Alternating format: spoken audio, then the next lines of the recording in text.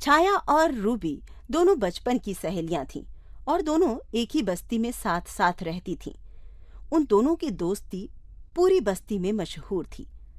जहां छाया काले रंग की थी, वहीं रूबी गोरी चिट्टी थी। और देखते ही देखते दोनों सहेलियां अब जवान हो चुकी थीं। उनके घर वाले उनके लिए रिश्ते तलाश कर रहे थे। एक दिन छाया के घर उसे देखने के लिए लड़के वाले आए हुए थे। इस बात की खबर रूबी को बिल्कुल भी नहीं थी। तभी वो भी वहां पर आ जाती है। अरे बहन जी, आपकी इतनी सुंदर गोरी लड़की है, फिर आप मुझे ये काली लड़की क्यों दिखा रही हो?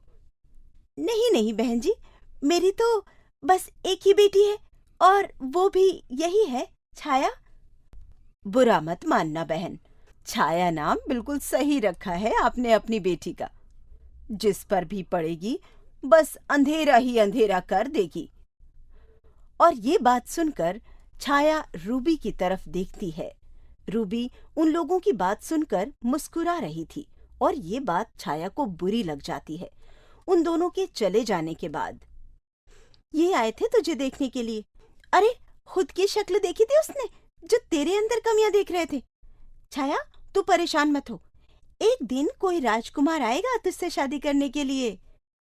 राजकुमार आए या भिखारी आए, लेकिन जब तू आएगी तो मेरा रिश्ता कभी तय नहीं होने वाला। देखा था मैंने, जब वो लोग मेरा मजाक उड़ा रहे थे तब तेरे चेहरे पर क्या मुस्कुराहट थी। तुझे बहुत घमंड है ना अपने गोरे होने का। ये तो क्या कह रही है छाया, मैंने तो ऐसा कभी नहीं सोचा। बचपन से तू मेरी सहेली है, तू मेरे बारे में ऐसा कैसे कह सकती है? क्या जरूरत थी तुम्हें आने की? तुम्हारी माँ ने तुम्हें तमीज नहीं सिखाई कि जब किसी के घर लड़के वाले आ रहे हो तो वहां नहीं जाना चाहिए? आंटी, कसम खाकर कहती हूँ, मुझे बिल्कुल भी नहीं पता था कि छाया को देखने के लिए कोई आया हुआ है। मैं तो बस छाया से मिलने के लिए आई थी। चली जाओ रूबी, और आज के बाद कभी मेरे से बात मत करना। इतनी मुश्किल से आज मैं किसी को पसंद आने ही वाली थी कि लास्ट टाइम पर तुम आ गई, फूर की परी। रूबी को समझ में नहीं आ रहा था कि आखिर गलत क्या हुआ है। वो तो बस छाया से मिलने के लिए आई थी, लेकिन इस एक बात से उन दोनों सहेलियों के बीच का रिश्ता टूट गया।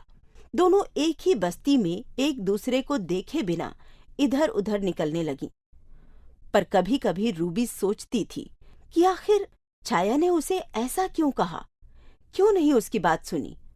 और इसी बीच एक दिन रूबी को देखने के लिए भी लड़के वाले आते हैं। बहन जी, मैं तो बहुत खुश हुई। आपकी बेटी सचमुच में बहुत सुंदर है। हमें तो बस ऐसी ही बहू चाहिए थी। हमारी तरफ से तो ये रिश्ता पक्का समझिए। हमारी तरफ से भी, हमें भी आपका बेटा बहुत अच्छा लगा। इस तरह रूबी की शादी अशोक से तय हो जाती है। रूबी की माँ मिठाई लेकर जब छाया के घर जाती है, मुबारक हो तुम्हें, तुम्हारी बेटी ने मेरी बेटी का तो रिश्ता होने नहीं दिया और अपने रिश्ते की खुशी में मिठाई भिजवा दी। ये तुम क्या कह रही हो छाया की माँ? मेरी रूबी ने ऐसा कब किया? ये तो जाकर अपनी रूबी से पूछो। और फिर रूबी की माँ वहां से चली जाती है। रूबी उस दिन की सारी बात अपनी माँ को बता देती है। ये लो, मैं तो खुशी में मिठाई लेकर गई थी। मुझे क्या पता था कि वहां से ऐसी बातें सुनने को मिलेंगी। खबरदार, जो आज के बाद कभी उन लोगों से वास्ता रखा। तभी वहां पर रूबी के पापा आ जाते हैं। भाई, क्या बातें हो रही हैं माँ बेटी में? है किससे वास्ता खत्म किया जा रहा है? और रूबी की माँ एक की दो, दो की चार लगाकर अपने पति को बता देती है। अरे भाई, अपनी काली लड़की को नहीं देखा है? भला कौन करेगा उससे शादी? हमारी रूबी तो भगवान की दुआ से बहुत सुंदर है। देखो, अरे देखो तो कैसे अच्छी जगह रिश्ता तय हुआ है। रहने दो, ऐसे लोगों से तो कोई वास्ता रखना ही नहीं चाहिए। इस तरह जो बात सहेलियों के बीच में थी, वो बात परिवारों के बीच में आ गई और पूरी बस्ती में इस बात की चर्चा भी होने लगी। और फिर एक दिन रूबी की शादी अशोक से हो जाती है। उसके घर वाले मोहल्ले के सभी लोगों को बुलाते हैं।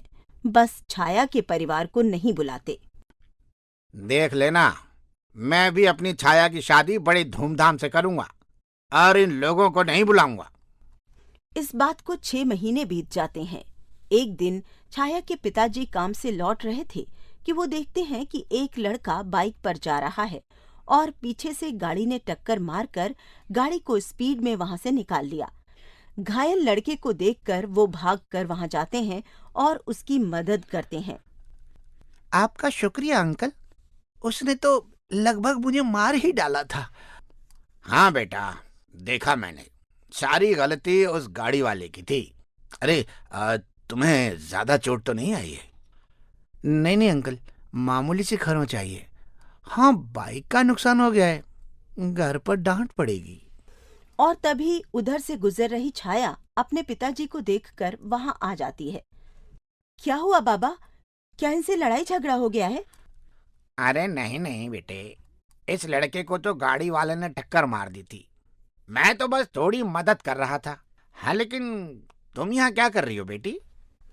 माँ ने कुछ सामान लाने के लिए भेजा था। आप ठीक तो है ना? ज्यादा चोट तो नहीं आई ना? नहीं नहीं, मैं बिल्कुल ठीक हूँ। हाँ, मामूली सी खरोंच है बस। अब मैं घर चला जाऊंगा। अंकल, आप यहीं कहीं रहते हैं क्या? हाँ बेटा, ये पास में जो बस्ती है ना, हम वहीं रहते हैं। अच्छा चलता हूँ बेटा, सुनो, अपना ध्यान रखना। फिर छाया अपने बाबा के साथ घर आ जाती है और वो लड़का छाया के काले रंग को ना देखकर उसकी मधुर आवाज, उसके लंबे बाल और जिस तरह उसने उसका हालचाल पूछा, उस पर फिदा हो जाता है। थोड़े फासले पर वो बाइक चलाते हुए उन बाप बेटी को उनके घर जाते हुए देख लेता है। भाई लड़की सांवली है, लेकिन सचमुच में बहुत ही सुंदर है और कितनी सादी है और ख्याल रखने वाली भी। और फिर वो छाया के बारे में सोचता हुआ घर पहुंच जाता है।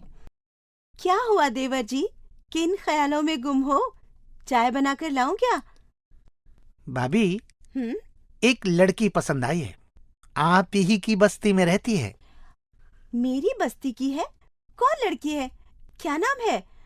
कहाँ रहती है? बताओ मुझे। भाभी, उनके बारे में मैं कुछ भी नहीं जानता हूँ। बस हाँ, मैंने उनके घर को देखा है, आपके घर के आसपास ही है। भाभी, एक बात बोलूं? वो लड़की मुझे ना बहुत अच्छी लगी। तुम माँ से बात करो ना। अरे माँ से बात मैं तब करूंगी ना जब तुम मुझे लड़की के बारे में कुछ बताओगे। मेरी बस्ती में रहती है आप? अरे मेरी बस्ती में तो बहुत सुंदर सुंदर लड़कियां रहती हैं। अरे नहीं भाभी, सुंदर तो वो बहुत है। अभी राहुल आगे कुछ बोल पाता तभी वहां पर रूबी की सास आ जाती है। सुनो रूबी, मेरे मामा की बेटी की शादी है, मैं तो जा नहीं पाऊंगी। सोच रही हूँ तुम और अशोक वहां चले जाओ। ठीक है मम्मी जी, हम लोग चले जाएंगे। देवर जी, आप भी चलेंगे क्या?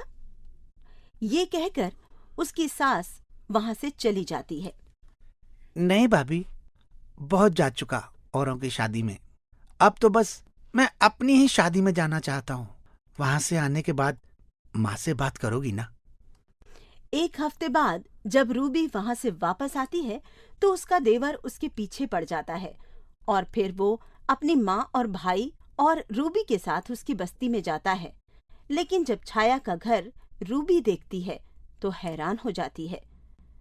अरे देवर जी, ये तो मेरी बचपन की सहेली छाया का घर है। आपने इससे पसंद किया है?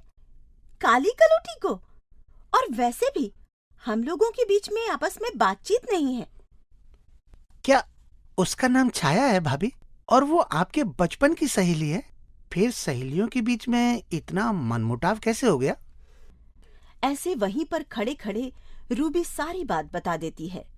देखो भाई, तुम दोनों को गलतफहमी हुई है। उसने कुछ और सोचा और तुमने कुछ और सोचा। तुम इस गलतफहमी को खत्म करके अपनी दोस्ती को फिर से बहाल कर सकती हो। देखो भाई, माँ को कोई एतराज नहीं है कि राहुल लव मैरिज करे, तो तुम इस मौके का फायदा उठाओ और जाकर अपनी सहेली से माफी मांग लो उस दिन के लिए और कहो कि मैं अपने देवर का रिश्ता लेकर आई हूं और मुझे यकीन है राहुल को देखकर वो लोग मना नहीं करेंगे। प्लीज ना भाभी, मान जाओ ना, मुझे वो लड़की बहुत अच्छी लगी है। और रूबी को भी अपने बचपन के सारे दिन याद आ जाते हैं जब वो और छाया दोनों बहुत अच्छी दोस्त हुआ करती थी। उसकी सास भी अशोक की तरह ही समझाती है। आखिर में रूबी मान जाती है और जाकर छाया के घर का दरवाजा बजाती है। दरवाजा छाया खोलती है। कैसी हो छाया? मैं तो बिल्कुल ठीक हूँ। तुम बताओ, तुम कैसी हो? और आज यहाँ का रास्ता कैसे भूल गई? हाँ, रास्ता भूल गई थी, इसलिए सोचा हमेशा के लिए ये एड्रेस याद कर लूं। अच्छा हटो, बताओ आंटी कहाँ पर है? मैं उनसे मिलने के लिए आई हूँ और मेरे ससुराल वाले भी उनसे मिलने के लिए आए हैं। रूबी के पीछे अशोक और उसके पीछे उसकी माँ और राहुल को खड़ा देखकर छाया सोचने लगी। आप सोच रही है ना कि आपने मुझे कहाँ देखा है? उस दिन आपके बाबा ने मेरी मदद की थी, याद आया? अरे हाँ, आप तो वही हैं। आप लोग आइए ना, आइए अंदर आइए, मैं माँ को बताती हूँ। हाँ हाँ। छाया के माँ बाप वहाँ पर आते हैं, उन लोगों से मिलते हैं। तब रूबी छाया की माँ से कहती है, आंटी मुझे माफ कर दो, सचमुच में मैं कसम खाकर कहती हूँ, उस दिन मैं अचानक ही आ गई थी। मुझे नहीं पता था कि छाया को देखने के लिए आए हैं, लेकिन अगर बात मेरी वजह से बिगड़ी है तो आज मैं उसे संवारने आई हूँ। ये मेरा देवर राहुल है और छाया का रिश्ता हम लोग मांगने आए हैं। ये सुनकर जहाँ छाया शर्मा जाती है, वहीं उसकी माँ हैरान होती है और रूबी के माफी मांगने पर वो उसे माफ कर देती है। अब जब आपने मुझे माफ कर दिया है तो 2 मिनट रुकिए, मैं अपने मम्मी पापा को भी ले आती हूँ।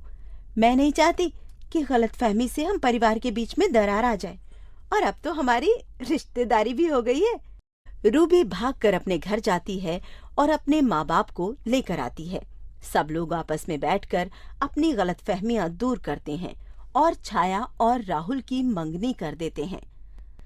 जब सब लोग वहां से जाने लगते हैं, तुम बहुत अच्छी हो रूबी, और मैं सोच रही थी कि तुम्हें अपने गोरे रंग पर घमंड है और मेरे काले रंग का मजाक उड़ा रही हो। अगर ऐसा होता तो हम बचपन से इतनी अच्छी दोस्त न होती। पुरानी बातों पर मिट्टी डालो छाया, और मेरी देवरानी बनने के लिए तैयार हो जाओ। दोनों सहेलियां हंसने लगती हैं। फिर कुछ दिनों बाद ही राहुल और छाया की शादी हो जाती है। इस तरह बचपन की सहेलियां एक बार फिर इकट्ठी हो जाती हैं। सुरेश साइकिल पंचर बनाने का काम किया करता था और उसी से अपना और अपनी 2 बहनें काजल और प्रिया की देखभाल भी करता था। माता पिता के जाने के बाद सुरेश ने पूरी जिम्मेदारी अपने सर पर उठा ली थी और साइकिल पंचर बना बनाकर वो अपनी दोनों बहनों को एक अच्छे कॉलेज में पढ़ने के लिए भेजा करता था। ऐसे ही एक दिन सुरेश काम करके अपने घर पर आता है, तभी वो अपनी घड़ी में टाइम देखता है। अरे शाम के 4 बज गए, लेकिन अभी तक दोनों बहनें नहीं आई। ये काम करता हूँ, मैं खुद उन दोनों को लेने के लिए कॉलेज जाता हूँ। सुरेश अपनी दोनों बहनों को लेने के लिए कॉलेज चला जाता है। तभी सुरेश की दोनों बहनें अपनी एक सहेली जिसका नाम आरती था, उसके साथ कॉलेज से घर आ रही थी। तभी रास्ते में उन्हें सुरेश मिल जाता है। सुरेश अपनी दोनों बहनों से कहता है, चलो अच्छा है कि तुम दोनों मुझे कॉलेज के बाहर ही मिल गए, मैं तुम दोनों को ही लेने आ रहा था। अरे पर आपको आने की क्या जरूरत थी? हम दोनों आ जाते हैं ना। अब हम कोई बच्चे थोड़ी ना है कि हम कॉलेज से घर वापस नहीं आ सकते। अरे नहीं प्रिया, ऐसी कोई बात नहीं है, बस मुझे तुम दोनों की चिंता होने लगती है। बाकी अब जब मैं यहाँ आ ही गया हूँ तो चलो साथ में घर चलते हैं। दोनों बहनें अपने भाई के साथ घर आ जाती हैं। घर आने के बाद दोनों बहनें साथ में मिलकर खाना बनाने लगती हैं कि तभी सुरेश के फ़ोन पर उसकी एक बुआ का फ़ोन आता है। अरे सुरेश, और क्या हाल चाल है तुम सबके? नमस्ते बुआ जी। हम लोग तो ठीक हैं, आप बताइए कैसे याद किया आपने? सब ठीक तो है ना? हाँ हाँ, सब कुछ ठीक है। वो मैं ये कह रही थी कि अब काजल भी बड़ी हो चुकी है और मेरी बात मानो तो अपनी बहन की शादी करा दो। अरे बहुत पैसे वाले हैं वो लोग, 2 लड़के हैं उनके। उन्हें बस लड़कियां समझदार चाहिए और मुझे लगता है कि तेरी दोनों बहनें बहुत समझदार हैं और दिखने में सुंदर भी तो हैं। कहे तो मैं बात करूं? अरे बुआ, तुम तो जानती ही हो कि मैं साइकिल का पंचर लगा लगा कर जैसे तैसे अपना गुजारा कर रहा हूँ। और अगर मैं एक अमीर घर में अपनी बहनों की शादी करूँगा तो मुझे उसी हिसाब से शादी की व्यवस्था भी तो करनी पड़ेगी ना, क्योंकि सबकी अपनी अपनी प्रतिष्ठा होती है। अरे बेटा, तू उसकी चिंता क्यों करता है? तुझे पता है, एक बार अगर तू लोगों से मिलेगा ना, तब तुझे पता चलेगा कि वो लोग कैसे हैं। अरे माना कि वो लोग बहुत पैसे वाले हैं, लेकिन उनका व्यवहार बिल्कुल एक आम इंसान की तरह है। उन्हें सिर्फ और सिर्फ संस्कारी और समझदार बहू चाहिए अपने घर के लिए। पैसों से उन्हें कोई मतलब नहीं है, क्योंकि उनके पास पैसों की कोई कमी नहीं है। ठीक है बुआ, अब जब तुम इतना कह ही रही हो तो एक बार मैं उनसे मिलकर बात करना चाहता हूँ। ठीक है, तो तू कल मेरे घर आ जाना, मैं तुझे लेकर चलूँगी उनके पास। एक बार तू लड़के वालों का घर देख लेगा ना और उसके घर परिवार से मिल लेना। अगर तुझे ठीक लगे उसके बाद ही बात आगे बढ़ाना। सुरेश भी अपनी बुआ की हाँ में हाँ मिला देता है, क्योंकि सुरेश को अपनी दोनों बहनों की शादी करनी थी। ऐसे ही अगले दिन सुरेश अपनी बुआ के घर रवाना हो जाता है। तभी उसकी बुआ सुरेश को लेकर लड़के वालों के घर जाती है। लड़के वालों का घर देखकर सुरेश की आंखें फटी की फटी रह जाती हैं। लड़के वालों का घर काफ़ी बड़ा और सुंदर था। सुरेश घर में जाता है, जहां लड़के के पिता मोहन सिंह पूरे आदर सत्कार के साथ सुरेश का स्वागत करवाते हैं और पूरे मान सम्मान के साथ उसे बैठने के लिए कहते हैं। आओ बेटा बैठो। तो बताओ बेटा, क्या लोगे, चाय या कॉफी? कुछ नहीं अंकल जी, बस आप मुझे एक गिलास पानी दे दीजिए। अरे भाई, इतनी दूर से आए हो तुम, सिर्फ एक गिलास पानी ही पियोगे क्या? रुको, मैं अभी तुम्हारे लिए कुछ मंगाता हूँ, नौकर को आवाज लगाकर। अरे राजू, जरा मेहमानों के लिए चाय समोसे और मिठाइयों का इंतजाम तो करो। अच्छे से खातिरदारी करनी है भाई मेहमानों की। अरे अंकल जी, इतना सब कुछ मंगाने की कोई ज़रूरत नहीं है, आप मुझे बस एक गिलास पानी दे दीजिए। अरे बेटा, कोई बार बार थोड़ा ही ना आता है। और खैर, ये सब छोड़ो, ये बताओ कि तुम्हारी बहनें करती क्या हैं? कोई फोटो लेकर आए हो अपनी बहनों की?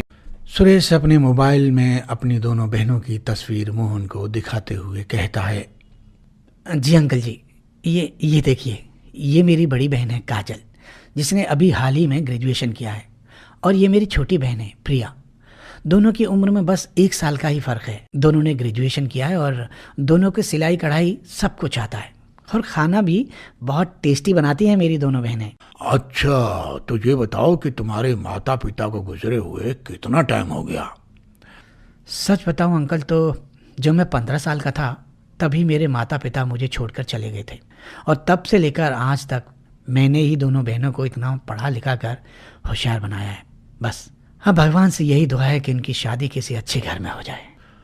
तो काम क्या करते हो तुम भाई? मतलब घर कैसे चलता है तुम्हारा? अब वैसे तो मैं एक साइकिल पंचर बनाने वाला हूँ। आपके सामने बैठने की औकात भी नहीं है मेरी, तो अभी भी मेरे हाथ बहुत कांप रहे हैं। अंकल, समझ में नहीं आ रहा कि क्या करूँ। वो तो बस बुआ ने जिद किया तो मैं आ गया।